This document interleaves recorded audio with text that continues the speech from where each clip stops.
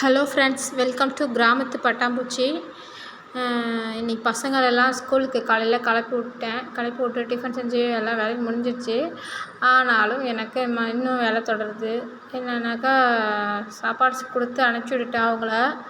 ஆனால் காலையில் சாப்பிட்ட ஜாமான், சமைச்சது, கிச்சன் மேடை இதெல்லாம் க்ளீன் பண்ணல.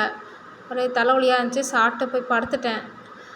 இப்போ வேலை பார்த்தா பயங்கரமான வேலையாக இருக்குது. ஃபஸ்ட்டு டீயை குடிச்சிடுறேன். டீயை குடிச்சிட்டு ஸ்டார்ட் பண்ணிடுவோம் வேலையை.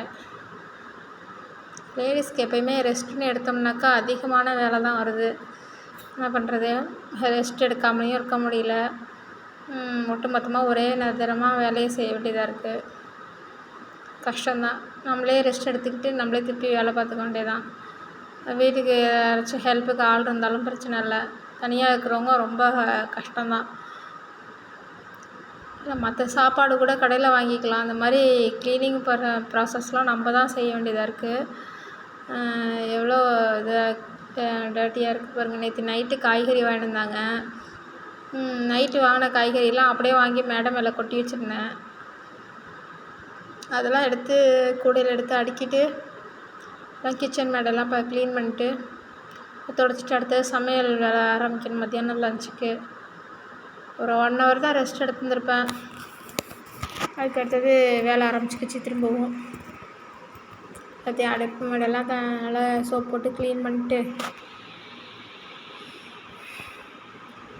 எல்லோரும் கேட்பாங்க, வீட்டுக்காரங்க, அவங்கவுங்க வீட்டுக்காரங்க, அப்பாவாக இருந்தாலும் அண்ணன் இருந்தாலும், என்ன வீட்டில் சும்மா தானே இருக்கேன் அப்படிம்பாங்க. நமக்கு வீட்டில் எவ்வளோ ப்ராசஸ், எவ்வளோ வேலைங்க இருக்குது பாருங்கள். சாதம் வடித்தாச்சு, சமையல் வேலை முடிஞ்சிடுச்சு, எல்லாம் க்ளீன் பண்ணிட்டேன். உங்களுக்கு போர் அடிக்குன்றதுக்காக ஃபாஸ்ட் மோடில் வச்சுருக்கேன்.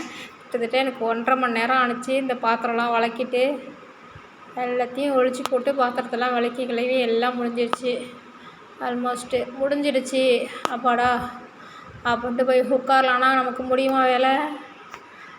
இந்த கிச்சன் வேலை முடிஞ்சிச்சுன்னா அடுத்தது ஒரு வேலை காத்துக்கிட்டு இருக்கோம் நமக்காக.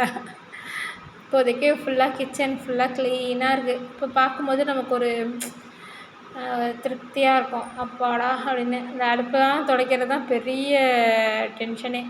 எண்ணெய் பிசுக்கெல்லாம் போகவே போகாது. இதுக்காக நம்ம அப்பப்போ துடைச்சிக்கிட்டேவும் இருக்க முடியாது. ஏன்னா பசங்களை ஸ்கூலுக்கு அனுப்பும்போது டக்குன்னு தோசை ஊற்றவோ இல்லை பூரி செய்யவோ அப்படி தான் அந்த இதுதான் மைண்டு போகும். உடனே பக்கத்தில் துணி வச்சுட்டு துடைக்க முடியாது. இப்போதைக்கு இந்த வேலை முடிஞ்சிருச்சு.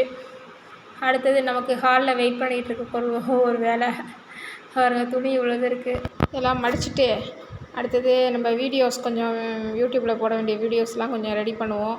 லைக் பண்ணுங்கள், சப்ஸ்கிரைப் பண்ண மறந்துடாதீங்க.